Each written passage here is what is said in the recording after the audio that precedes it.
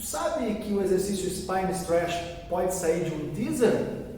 Não? Ou quer contribuir? Então, fica aqui comigo mais um pouquinho que nós vamos falar sobre o Spine Stretch.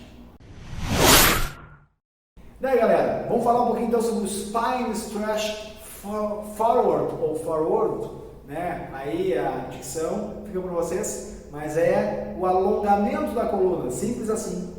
Então é um exercício muito bom, é um exercício que é feito, a gente está aí falando sobre os iniciantes, então esse é o exercício, é o último, dá para se dizer que didaticamente a gente aprende da série básica dos exercícios do método Pilates. Então a gente vai discorrer um pouquinho hoje sobre o Spine Stretch Forward. Bom, gente, como todo mundo sabe, ele trabalha a questão da flexibilidade, dos objetivos dele, das pernas, da coluna, e trabalha também a questão do fortalecimento, né, abdominal, porque ele também vai fortalecer, tu vai necessitar disso, e também o alongamento da cadeia, toda a cadeia posterior. Bom, e do crescimento axial sentado também é um outro objetivo bem importante nesse exercício. Mas a gente vamos começar então falando sobre o número de repetições, de 3 a 5, normalmente não passa disso, onde está escrito no livro do Return to Life também é até 5 repetições. O posicionamento, é bom a gente conversar bastante sobre o exercício, sobre o posicionamento, porque o ideal, né, meus queridos, é que ele fique com as pernas esticadas e com um crescimento axial, com o tronco o mais reto possível.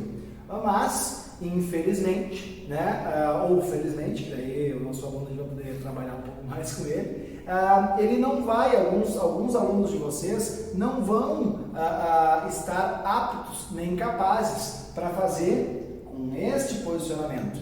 E aí, o que a gente faz nesta hora? A gente inibe o exercício, a gente pula, a gente não passa, ou a gente pode dar uma adaptação para ele? Quem sabe a gente pode adaptar, né? E adaptar de que forma, Elias? Bom, tem várias formas de adaptação.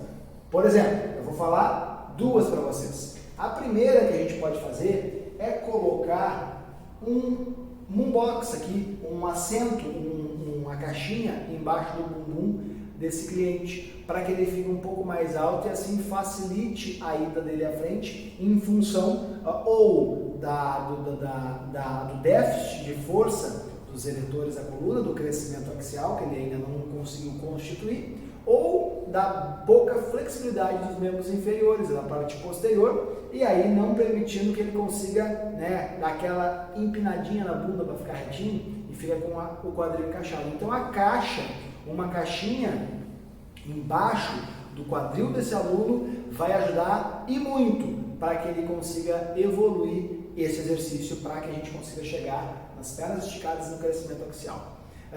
Tem uma outra forma também, que também é bem interessante, que é colocar os pés para fora do mat, seja um mat no chão, seja no Cadillac, independente de onde você está fazendo. O único porém, né, é que a maioria das pessoas aí que ainda estão com os equipamentos do contemporâneo, e não tem nenhum problema nisso, cada um sabe aquilo que consome, aquilo que pode comprar.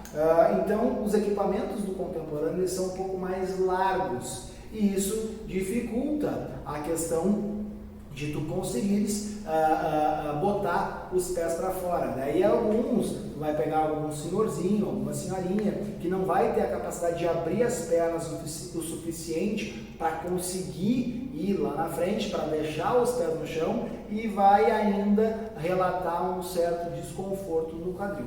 Então esse é um posicionamento bom, com os pés para fora. É claro, se tu tiver um Cadillac um pouco mais estreito, ou se tu possuir no teu estúdio, né, um mat, porque um mat na verdade ele é um equipamento, um dos primeiros equipamentos a serem feitos. Então o mat, que tu consegue colocar os pés para baixo, facilitando assim a vida do teu aluno, ok?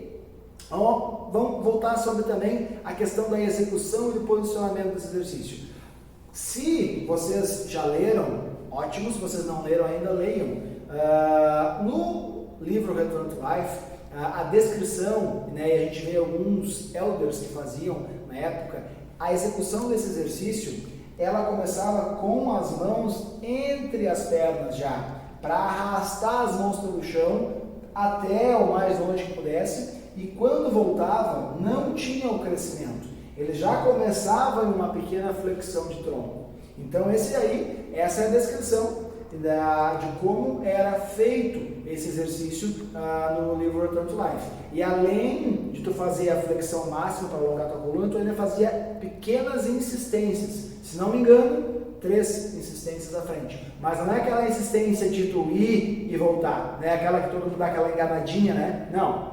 A insistência de tu não volta, entendeu? Aquela ida sem volta, tipo pro lado do precipício. Vai mais, vai além, entendeu? Não tem esse negócio de voltar. Então era assim que Joseph ensinava lá e está descrito no livro Return to Life. Com a evolução dos tempos, enfim, talvez eu não sei quem modificou, isso não é uma informação que eu não tenho, mas na minha formação, e a gente nota todo mundo fazendo hoje em dia, né, os mais antigos, os elas fazendo com a coluna reta, as pernas esticadas e os braços à frente, fazendo a flexão do tronco, indo o corpo, os braços à frente, buscando, né, o mais longe, também com as insistências, mas não colocando as mãos no chão. Aqui a gente pode também variar e deixar esse tipo de posicionamento para algum aluno que necessite ganhar um pouco mais de round lombar, isso é uma dica, isso não é uma regra, que precisa ganhar um pouco mais de round lombar, aquele aluno que vem com um pouquinho de lordose, né? Tu pode começar com a mão aqui, dificultando um pouco mais para ele, claro, sempre lembrando que ele tem que ter a flexibilidade das pernas, ou tu pode deixar esse movimento aqui como um a mais. Começa passando este, que é à frente, é um pouco mais fácil, e depois este indo para o chão e para frente, dificultando e trabalhando um pouco mais a questão do fortalecimento abdominal, do alongamento da coluna, do alongamento dos membros inferiores. Isso vai fazer com que fique um pouquinho mais desafiador esse exercício, ok? Então, agora explicando o porquê que eu disse que esse exercício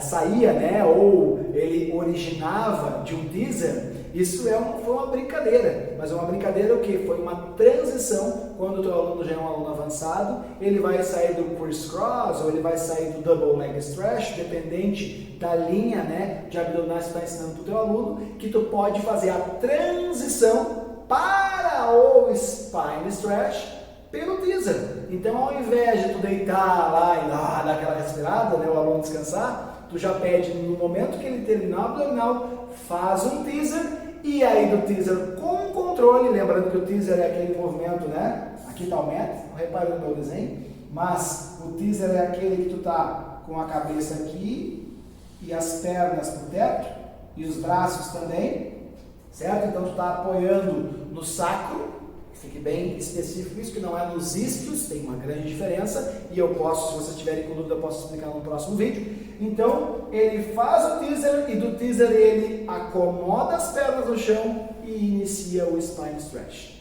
certo?